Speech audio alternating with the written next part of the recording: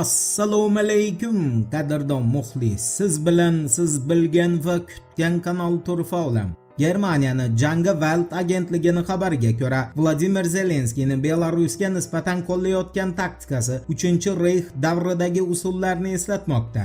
Jangi Weltga ko'ra 1938-1939-yillarda natsistlar Germaniyasi ham xuddi shunday tarzda Chexoslovakiya va Polshaga ketma-ket ultimatumlar qo'yib, ularga doimiy bosim o'tkazish hamda tashqi agressiya uchun bahona yaratishga harakat qilgan edi. Nashrning ta'kidlashicha, Zelenskiy G'arbdagi homiylarni qo'llab-quvvatlashiga ishonadi va aynan ular Zelenskiyni bunday qadamlarga, aniqrog'i Belarusga ultimatum qo'yib, hujum qilish rejasini ishlab chiqishga undagan bo'lishi mumkin. Jangi Welt'ni bildirishicha, Zelenskiy Ukraina qurolli kuchlari Bryansk viloyatida belaruslik bolalar bo'lgan avtobusga zarba berganidan bir necha kun o'tgach, Belarus prezidenti Aleksandr Lukashenkoga yangi hujumlar bilan tahdid qildi. U buni chegara hududida Rossiya qurolli kuchlari Ukrainaga berayotgan zarbalarni muvofiqlashtirish uchun texnika joylashtirilgani haqidagi da'volar bilan izohladi. Keyin esa Aleksandr Lukashenko Al Arabiya English telekanaliga bergan intervyusida Ukraina va Rossiya o'rtasidagi mojaro hech qanday holatda Belarus hududiga ko'chib o'tishiga yo'l qo'yib bo'lmasligini ta'kidladi. Ammo shunday bo'lishiga qaramay, Vladimirlarning kenjasi Belarusga nisbatan 3-Reyxni taktikasini qo'llagan holda urush ochish fikridan qaytganicha yo'q. Endi Litvani Zelenskiy sabab Polsha va Ukraina o'rtasida keskinlashgan vaziyatni yumshatish uchun tashlagan qadamiga oid xabarga o'tamiz. E'tiborli bo'ling. Focus agentligining ma'lum qilishicha, Litva prezidenti Gitanas Nauseda 27-iyun kungi o'z bayonotida Ukraina va Polsha o'rtasida vositachi bo'lishga tayyorligini bildirgan. Uning aytishicha, Nauseda ikki davlat o'rtasidagi kelishmovchilikni hal etishda vositachi sifatida ishtirok etishga tayyor. Shu bilan birga hozircha na Ukraina va na Polsha hech qanday vositachi izlamagan. Biroq Nauseda allaqachon Polsha prezidenti Karol Nawrotskiy bilan uchrashib, o'z xizmatlarini unga taklif qilishni rejalashtirayotganini ma'lum qilgan. Endi Germaniyani Rossiyaga qarshi armiya to'plash uchun majburiy safarbarlikni qayta tiklayotganiga aloqador xabarga yuzlanamiz.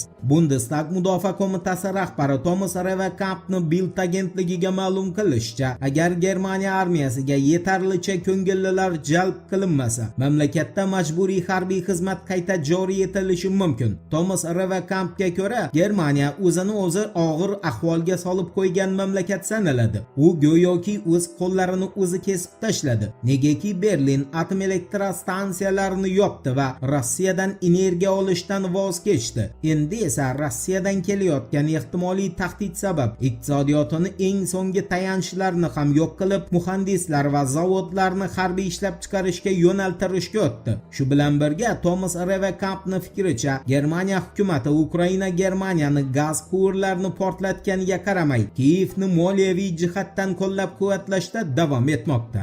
Endi Isroilni Yaqin Sharqdagi urushlar uchun sarflagan pullari haqida to'liq axborot beramiz.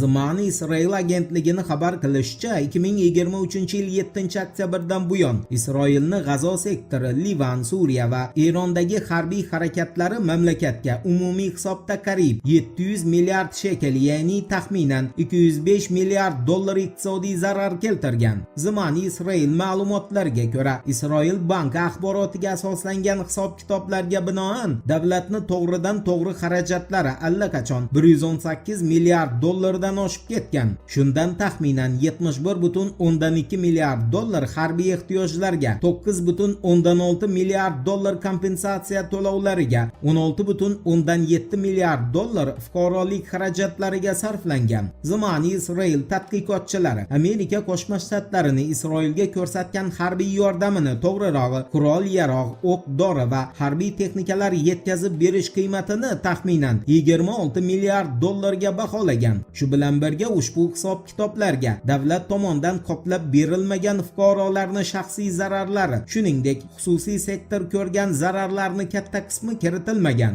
The Money Israelni qayd qilishicha, agar mojarolar davom etsa, moliyaviy yuk yanada oshib boradi. Tadqiqotga ko'ra, davlat xarajatlarining ortishi soliq yukini ko'payishiga, yashash qiymatini oshishiga olib kelgan va bu ayniqsa kichik hamda o'rta biznesga og'ir ta'sir ko'rsatgan. The Money Israel agentligining xulosasiga ko'ra, qo'shni davlatlarga qarshi amalga oshirilgan harbiy operatsiyalar Isroilning o'ziga juda qimmatga tushmoqda.